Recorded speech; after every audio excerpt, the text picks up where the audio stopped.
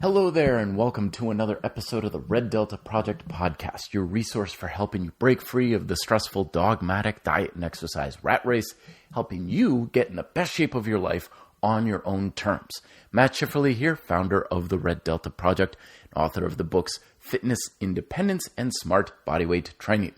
Today, we're continuing the discussion on helping you achieve better alignment. I talked about this in previous podcasts, how achieving the results you want depends not just on hard work or using the right tools or learning the right information, but a lot of it comes down to achieving a sense of alignment in your life so that you're not fighting the things that are holding you back. Think of like trying to walk upstream versus walk downstream. You've got all of this friction and forces of Mother Nature that are just going to do their thing, and they don't care about what you're trying to do. But by aligning your work with the forces of nature and your environment, it makes it a lot easier for you to get to where you want to go. You can go faster, you can go further, and it makes it a lot easier to maintain those results as well. So today we're talking about specifically what is known as environmental alignment, because we are products of our environment. Like it or not, we are influenced by everything around us. The bed we sleep in, the house we stay in, the weather, the food in our kitchen, everything around us has an environmental pull on our decisions, our habits, our discipline, and our lifestyle habits that influence our health and fitness. Now, you can't, of course, perfectly control everything in your environment. Like as I'm recording this right now, it's raining outside. I can't do anything about the rain. But of course I can control, do I have a rain jacket in my closet? Do I have mud tires on my mountain bike? Do I know of a place where I can go where it would be dry that I could work out? These are things that I can use during these rainy, cold days. So today we're discussing some of my top tips for helping you achieve both dietary environmental alignment to make it a lot easier for you to eat well and satisfactory, and exercise environmental alignment to make it a lot easier for you to exercise, work out, and do the work you need. So let's start off with the dietary environmental alignment. This first part is going to seem familiar to those who have listened to my podcast numerous times, maybe read my book, Fitness, Independence. But at dietary environmental alignment, I like to use what I call the stoplight method. And the stoplight method is one where you classify foods into 3 different categories: red light foods, yellow light foods, green light foods. And depending on what foods fit into each category is how you want to kind of set up your environment. So red light foods are the foods that you know you shouldn't eat too much of, but you just can't help yourself. It's just not going to happen. Like I ran into one person with chocolate chip cookies are her weakness. If I brought in a big old bag of chocolate chip cookies, they'd be all gone within an hour. So for her, chocolate chip cookies are a red light food. It's like, don't even rely on willpower. Don't even try. It's like, it's just a matter of time before the whole bag is gone. So that's red light foods. Red light foods you don't want to have in your environment, your home environment, your work environment, as much as you can. That doesn't mean you can't eat these foods. You can't treat yourself. But it means you go out for this stuff. So in the case of my friend who has an obsession about chocolate chip cookies, it'd be like, oh, it's Friday night, let's go out and out for dinner. And like she would stop by a bake shop or something and order and buy a couple of chocolate chip cookies, just like 2 cookies, and eat them on the way home or something, rather than having a massive bag of cookies or Chips Ahoy or something on the kitchen counter at home. That would just be tempting her, and she'd eat the whole thing in a fairly quick period of time. So those are the things that are red light foods. Yellow light foods are the foods that you want to eat in smaller portions in moderation, but you're not too challenged to do so. So for me, like chocolate chip cookies are a yellow light food. I don't want to eat too much of it. I really like it, but it's not like they're going to sit on the counter and I can't help myself. So in that case, yellow light foods are foods you can have in your environment, but you have them in small quantity, a relatively small quantity, and you kind of keep them out of sight, out of mind. So for me, my cookies are like up in the back of a cupboard. They're not right front and center on the kitchen counter or on top of my desk kind of thing. Green light foods are the foods that you want to make the primary staples of your diet.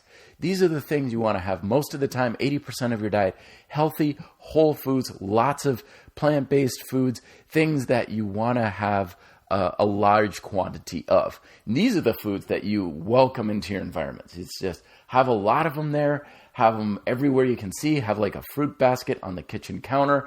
I have a habit of keeping these little containers of cherry tomatoes out on the counter so I can just grab those and snack on those if I like. So those are green light foods, and those are the opposite of red light foods. Now, bear in mind, of course, that everybody's red and green and yellow light foods are going to be different. So it depends on what you feel is red, green, and yellow for you. So in the case of those chocolate chip cookies, like that's yellow light for me. So I can have cookies in my environment and I'm not going to lose it. But my friend, no way. So it takes a little bit of self-knowledge about what is best for you and where things are in your circumstances. Now, beyond the stoplight strategy, you also want to make sure that your environment that you're consuming food is as positive as possible. This includes having like clean kitchen, clean dining area, and having food ready to go and prepared. So if you come home after a long day of work and you've got like a bunch of junk mail and just stuff all over your kitchen table, and you wander into the kitchen and dishes piled high, sink is piled high with dirty pots and dishes and everything. You open the fridge and there's nothing really edible in there, and you're like, yeah, no. It's going to be way too easy for you to just whip out the cell phone, order Grubhub, and have Chinese food delivered, because you've got a mountain of environmental friction staring at you in the face saying, you don't really want to eat here, do you? You don't really want to eat anything in the fridge here, right? You don't want to take the time to make anything because everything is dirty and nothing is thawed and all these sorts of obstacles, environmental friction. So instead, keeping things neat, tidy, clean, and orderly as much as possible removes this friction. We have a rule in our house of the kitchen table is for eating or playing like card games and stuff, but we don't store stuff on our kitchen table. It's not a catch-all for things. Same thing in the kitchen. My main goal every night is to clean up the kitchen every single night. Like, I don't like waking up in the morning and seeing a lot of dishes in the sink, and there's like food left out overnight, and there's stains on the counter and all these sorts of things. It creates friction. It doesn't make me want to prepare a breakfast. So having the habit of cleaning up after dinner, getting things clean, put away, having your dishes in the dishwasher, and making sure the table is all cleaned off and stuff, it just makes it that much easier to eat at home, to prepare food at home. And a large part of this, like I said, just comes down to habits. Like, are you in the habit of cleaning up the kitchen every night? Are you in the habit of going grocery shopping every Sunday, so that way you have your food ready to go in the fridge, your basic staples? Are you preparing food in bulk? That goes a long way. Oftentimes when we're making something, we'll purposely make way more of whatever it is than we know we need, because that way it's like, oh, I'll just heat this up for dinner for the 2 more nights this week. That takes care of things. Very easy, very simple. It doesn't take a lot of extra work to make that extra chunky spaghetti sauce into some quick pasta.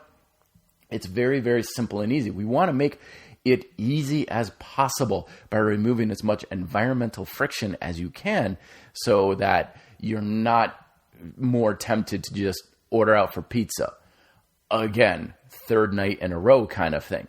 I know it takes a little bit of work. It takes some time to establish these habits, but once you have them, that's the great thing about habits, is things kind of run on autopilot. Like, I don't really have to think too much about keeping a kitchen clean now, because it just it's what I do every night after dinner, is I clean up the kitchen. That way it's ready to go the next morning for breakfast. So these are things that can help you with your dietary environmental alignment. Now let's talk about exercise environmental alignment.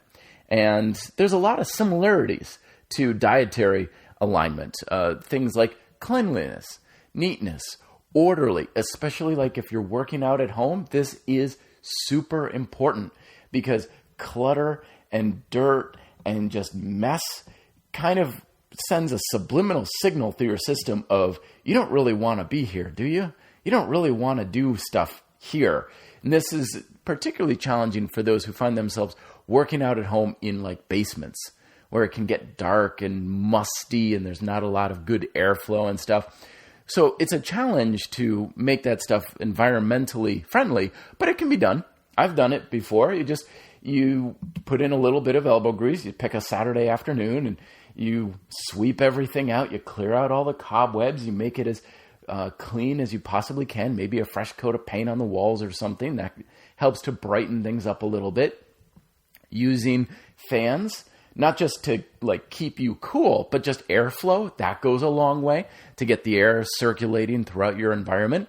Natural light, if you can get it, that is also a very big part of your exercise environment, because natural light sends us naturally, blue light wakes us up, keeps us alert, keeps our energy level up. Being in a dark, damp, dusty place decreases our ability to process exercise and energy for optimal performance. And of course, I recognize sometimes this isn't just, we could go as optimal as possible, but at the same time, it's like, dude, I've got to work out of my basement. I got no natural light. There's nothing I can do about it. Hey, that's fine. You work with what you got. It can't be perfect all the time, but you want to make it as good as possible. So there's that. Music, lighting, trying not to have just one single light source with a hard like light bulb or anything, trying to make it as friendly as possible. If you can, get outdoors. The outdoor environment, depending on weather and stuff like that, is crucial because there's so much stuff in the outdoor environment that is conducive to your energy level, mental clarity, improving your health and well-being. There was a podcast I listened to years ago about this doctor who takes these patients with chronic pain, and he doesn't like often prescribe them copious amounts of drugs and therapies and stuff. A lot of times what he does to these people is he just has them be outside. He has like a ranch or a farm outdoors. And he's like, we're just going to go lay in the grass. We're going to go and sit in these lawn chairs in the river. And he's like, it's amazing what happens because within a week, their chronic pain, it's not eliminated, but it's significantly decreased just because they're outside. That's it. They're in the sun, they're in the wind, and they're in the feeling the natural environment underneath their bare feet. It's like, it's amazing the transformative effect that it has on you. And I can certainly speak to this because I grew up in Vermont. I was in Colorado. After a long day at work, there's nothing that de-stresses me more than just getting outdoors. Doesn't even matter what you're doing. One of the things you could make as a habit that I recommend to a lot of people is spend some time outside doing anything, reading, playing, play on your cell phone it doesn't have to be like this activity thing, but being outside is incredibly beneficial. So when you are exercising, think, can I do this outside? You can walk outside, you can run outside. That's the beauty of calisthenics, is you can do it anywhere you like. Find a local park. If you're into kettlebells and things like that, just bring a kettlebell or some gymnastics rings outdoors, and there you go. Being outdoors as much as you can is super effective, efficient, and it's also a lot of fun as well. When it comes to your equipment, it depends on what you're using, of course, but generally you want to keep things as set up and ready to go as much as possible. We humans are inherently a bit of a lazy bunch. It's kind of crazy how if you took a set of adjustable dumbbells, stuck them underneath a rocking chair or something in your living room, you'd have much less of a chance of using them. Even though it just takes 2 minutes or 2 seconds rather to just grab them, pull them out, and you're ready to rock and roll. But that little tiny bit of action can be enough to hold some people back. Instead, keep things up and ready to rock and roll. Keep the kettlebell next to your sofa in your living room. If you're the only one lifting the weights down in your basement, keep the weights on your bench press or your squat rack or the weight machine. Try and keep things as action ready as possible. So that way you've got just a little bit less friction between being where you are now and taking the action you need to get your workout in. Also, try and plan out your space so that it has a good workflow to it. Don't have it too cluttered. Don't have it too messy where you're like stepping over a lot of things. Simplicity is key here. Oftentimes, especially in a home gym, less is more. It's very easy to be over cluttered and using a lot of equipment in a home gym, especially when it comes to free weights. I know oftentimes people are like, oh, free weights are so simple, they're so basic. It's like, yeah, I did that too. But boy, once you have your squat rack, then you got your bench, then you got your curl bar, then you got your plates and your plate tree and all these accessories, you can fill up your room pretty quick with a lot of clutter. So don't over accessorize your home gyms. When it comes to those who go to a gym, if you don't have a home gym but you go to a gym, this idea of environmental alignment is still incredibly important. For one, you want to make sure that whatever gym you're using is a type of gym that is in alignment with what you like to do and how you like to train. Back in Colorado, there were a lot of folks who would come through and they would be like, okay, so I like to do a lot of like Olympic lifting and I like doing a lot of rings and stuff like that. And they would sign up, but then a couple of weeks later, they would be all sorts of full of complaints of like, I can't drop weights because we're on the second floor. You guys don't have rings. You guys don't have this. And like, yeah, we're not a CrossFit gym.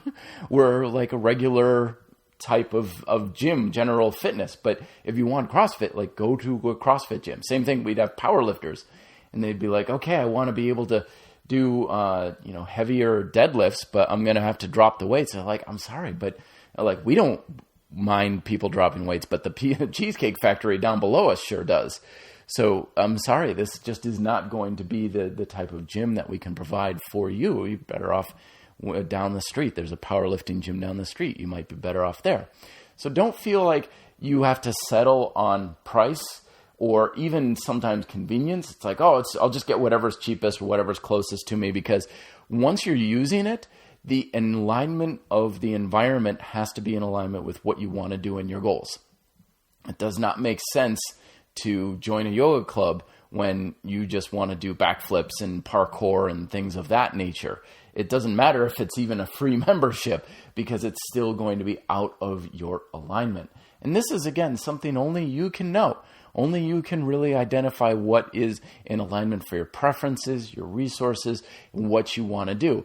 But what I'm saying with this podcast, the big lesson is, don't feel like you have to settle in your environment. Don't feel like, this flooring here in my basement really sucks. I hate getting down to do push-ups, but I'll just deal with it. Or, okay, this pull-up bar here is all rusty and chipped and stuff, but it's okay. It doesn't really matter. No, like, be picky, especially if there's simple, quick, easy fixes to things. Like, okay, so the flooring in your basement sucks. You can get what they call horse mats or cow mats, and big, heavy rubber that's easy to clean. If that pull-up bar is all rusty and chipped and stuff, get some Rust-Oleum and just spray paint it real quick. It doesn't take a whole lot to improve your environmental condition in a lot of cases when it comes to both diet and exercise. And it's amazing how powerful even the smallest changes are, because you don't really realize like what a difference it makes until you make that change. And you're like, this is so much better. I should have done this years ago.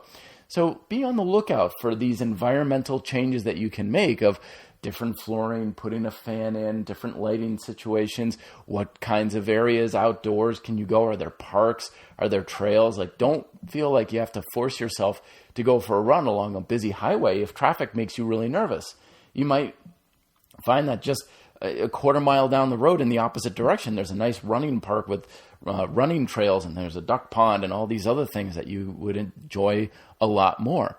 So be on the lookout for better environments or ways that you can change your environment, because your environment has such a huge influential pull over your motivation, your energy level, and a lot of other things that we're maybe not even be totally aware of towards the success of your diet and exercise. And the more environmental alignment you have, the more success you're going to achieve, the faster you're going to achieve it, and the easier you will have for maintaining it.